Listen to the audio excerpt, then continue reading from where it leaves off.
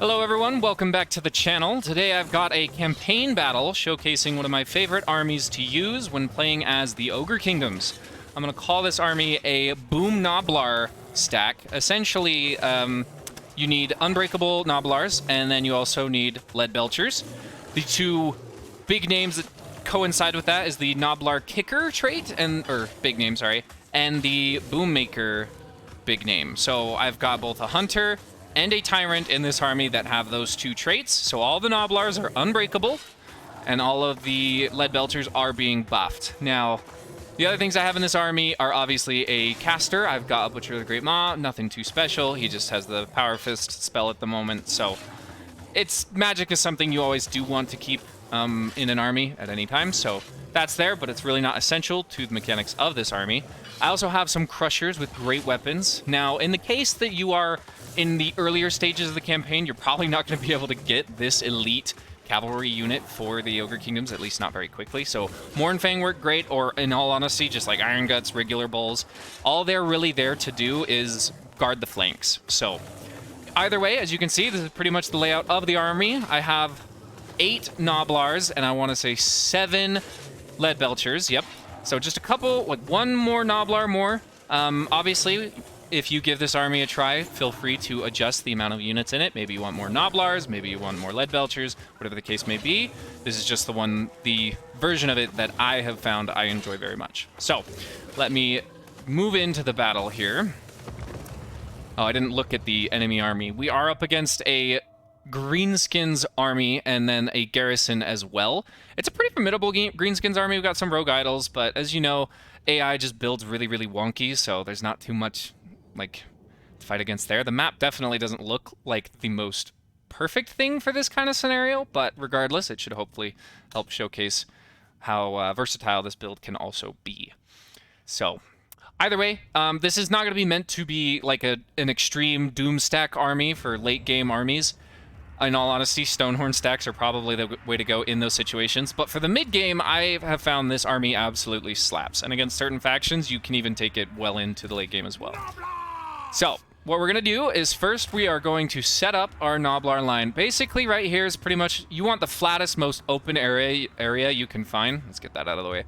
So this right here is looking pretty good. I could even back it up more. In fact, I think I will, as this looks to be a really nice terrain piece I can use to just body block anything my opponent is sending my way. I'm going to scroll down just to see.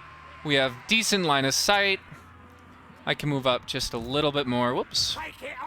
Right about here seems good. So if we put in our Lead Belchers, I want to say, is that a route? Can I put something right here? Okay, I can.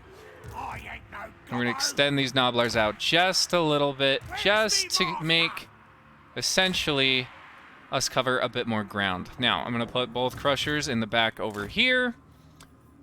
And let's put our Hunter up over here. Tyrant in the middle. Actually, we're going to keep him out of the line of sight of these Lead Belchers. The reason this army works so well is because Lead Belchers are really big. They're monstrous infantry, right? Really big shooters, essentially. So they are tall enough that they're going to be shooting right over the top of these Gnoblars. Gnoblars are small enough that it really doesn't impede. Typically, you have line of sight issues with a missile unit of this caliber, one that shoots very straight, kind of like gunner units. However, Gnoblars and Lead Belchers can circumvent that specific issue. So let's make sure they're nice and close up there as well, though. So we've pretty much got our layout set up. Let's speed things along as our enemy has 2 minutes for reinforcements to come. Nothing too special on either of my lords, heroes, or anything in this army at the moment. Just the stand your ground ability. Obviously these two spells right here, and then the Gnoblar Kicker. Hunter does have Helmet Discord. Obviously you can buff up these heroes as much as you like, but the good news is you really don't need like a high-level character. Though it is good to have a really high-level Hunter, especially in the later stages of the game, because if he's level 20, then he'll be unkillable. Well, not unkillable. He will be immortal, so he can't just be assassinated out of your army. So I would say of the two, if you're going to make this army, Gnoblar Kicker Tyrants are better because they're harder to assassinate or remove from an army. And the Gnoblar Kicker trait is the most important trait that makes this army work. Otherwise, your Gnoblars will break away super duper fast, and it's just not going to work out well. All right, we want to make sure that our lead belchers are not on skirmish mode. If they're running away, that's really bad for us. We're also going to toggle our guard mode. This way they stay exactly where they're at, no matter what I have them shoot at within their range. When it routes and runs away, they're not going to change, or they're not going to like chase after it, which is really, really important. All the Gnoblar trappers, we're going to do the same thing. Guard mode, just to keep them in stance. Make sure that skirmish mode is off so that they're not running behind the lead belchers and compromising their position. Again, we just don't want them moving. That's why they're in guard mode. They're just going to be standing their ground for as long as they possibly can. So it looks like the greenskins are advancing.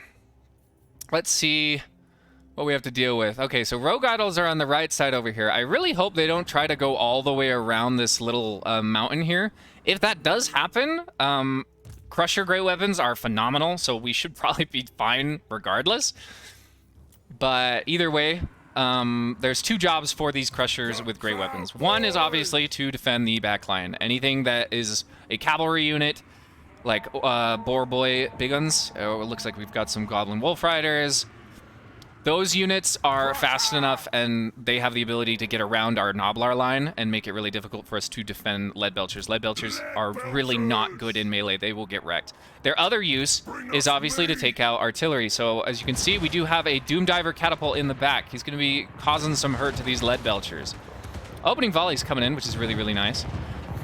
The thing that's probably the most... the thing that counters this build the most is cannons. So any faction that has cannons is going to have a really, really, really good matchup into it because they can outrange the lead belchers, and cannons will absolutely wallop lead belchers. It's not even close. So that's one thing I would suggest when you are using this army in campaign. Try to stay away from factions that have cannons. So Cathay, Dwarves, Empire, and Vampire Coast. I believe those are the big culprits. Other artillery pieces, such as like just a little Grom from Kislev or single entity, things of that nature, aren't nearly as much as a problem. They're not going to cause near as much damage to the lead belchers, and it's typically easier to shut them down. So, well, not easier to shut them down, obviously, with melee, but either way, it's easier unit to deal with. They're a lot cheaper, so all is well there.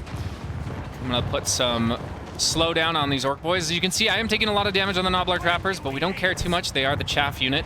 They're just going to hold. They're unbreakable. And these lead belchers are absolutely letting it rip, which is phenomenal. That is what they want. That is what we want them to do. Is anything sneaking around the backside over here? It doesn't look like it. The enemy has fully committed. We're going to move this lead belcher back. He's getting hurt just a little bit too much. Let's get these guys to engage. So we're going to start using our Crushers with Great Weapons a little more offensively. They don't need to be used in the back over here. Oh, we do have a rogue guy. Actually, I take it back. I just couldn't see him. We're probably fine. Let's give it a go. I'm going to get my Lords in here as well. I'm going to pop down a good old spell. Get some AoE. Obviously, all the mechanics of normal armies will still apply. It looks like these Gnoblars are about to get absolutely wrecked and handled. As you can see, I'm not targeting stuff with the lead belchers. You can get really like micro-y with this if you want to. You really don't need to, though. I like to just leave them on auto fire, as they tend to switch targets once stuff routes, and then I can just keep a continuous volley. Now, that being said, is that some... Okay, that's some sword infantry. We don't want to be fighting infantry with the Crushers. They'll get bogged down in that melee a little bit too much. That being said, as you can see, these ranged units are putting probably the most hurt on our army at the moment. Man, is that all just the Doom Diver? Man, it's hitting hard. As you can see, artillery is really a big counter. That Doom Diver is absolutely walloping these lead belchers back here. Uh-oh, I did not realize my Hunter got really out of position. It looks like he's terrified. He should be able to route himself out of there pretty easily, so not too worried on that end. We may need to readjust some positioning here. We have broken off most of their front line. Most of this stuff is no longer dangerous to us. And this is pretty much the high concentration of danger in our area now, is all of this. So you can see those rogue idols are going to be a big, big problem. So I'm going to shift a bunch of frontline units over to come and handle that specifically. Let's get these guys to come around over here. Whoops. Let's go like this. Awesome. Okay, lead belchers are shooting in real nice right there. Let's get another spell go down. As you can see, I'm really not using my spells as much as I should be, but that's not the point of this army as much as other things. But very nice damage down there. I think a Great Maw would be really, really good for scenarios like this as well. You can kind of take any caster as well. Obviously, I have opted in for a Butcher. Oh, he's back. We are going to take him around the long way, though. He's a little low HP for that. Oh, I should have probably popped their active abilities. Sorry, I'm not used to commentating while fighting these battles, so I'm missing up on a lot of things. You'll probably do better when you give this build a shot, if you give this build a shot. Now, you can see this Rogue Idol's taking a lot of damage. He's getting absolutely pounded by those Lead Belchers. Lead Belchers are no slackers when it comes to shooting down single entities. They really are not. Man, these poor Crushers just keep getting caught. What is on them? It's all infantry. Am I just not, like, microing them well enough? That's a frustration. Let's see where the other Crushers are. We've pretty much routed most of their archer line. There's just a couple more things to deal with, obviously. We got another spell coming in. Pop it right down right there. Scourge of beasts. Seeking prey. Alright, they are finally free of that onslaught. Yeah, definitely lots of improvements to be made. I could probably fight this battle over again and get a much better result, but, you know, it's on the fly. This is kind of the point, is just testing out the actual ability of it. As you can see, our Lead Belchers, for the most part, were kept really, really safe. Not entirely. In fact, we're going to start targeting a couple of these archers just to make sure that they get out of here. Let's finish up that Rogue Idol. We got the other one finished, which is really good. Okay, both Rogue Idols are down.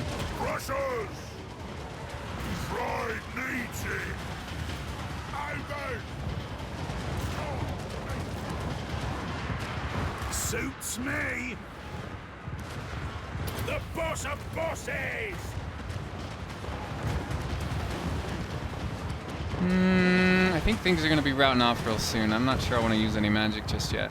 Army losses should be kicking in here soon. Yep. And there we go. So one potential weakness of this army is the fact that you aren't going to be able to run things down very well. Obviously, you've got your 2 Crusher units, and they can do some running down, but it's just 2 of them. So you're pretty much shooting everything until it leaves your range. And all these Gnoblars absolutely trashed. Again, we really don't care about that, though, because Gnoblars are extremely cheap and easy to get a hold of. Basically, any province will have Gnoblar trappers, or Gnoblars for that matter. You don't have to do trappers. I just find they're much better at holding and a much higher tier unit, so you get a bit more bang for your buck out of them, I feel. But Lead Belchers is the main thing we want to keep alive, and I think we still have 6 of them. 7 were lost, so definitely not the cleanest battle. I think I definitely could have done a lot better than I just did. Regardless, though, we did get the victory, showcase the army, kind of the strength. Obviously, that was very weighted heavily against us. This is not the cheesiest of battles. This is not the most efficient of battles, but if you're just playing for fun or you want to have that kind of enjoyment, I highly recommend giving this kind of battle a try. Looks like all of our Lead Belchers did live. Plenty of value, basically doubling their value. Okay, not quite doubling it every time, but a lot of good value on these Lead Belchers. Gnoblars obviously doing pretty much nothing for the entire fight, but they were holding the ground. Looks like we lost 3 of them. Not the worst case scenario. Caster definitely did some work. Rest of these characters obviously mainly there for the big names, but it's pretty good, I gotta say. I enjoy it a lot. I like having that essentially pike and shock mechanic in the game, and it's a little funky the way it has been interpreted, at least. Obviously, we're using Gnoblars and Lead Belchers, and those are very Warhammer. Oh, looks like we lost 5 of them. Dang. Ooh. Big hits. But the good news is, at that point, we can take this, oh my gosh, province here, and then just re-recruit all those Gnoblars, and we'd be just fine.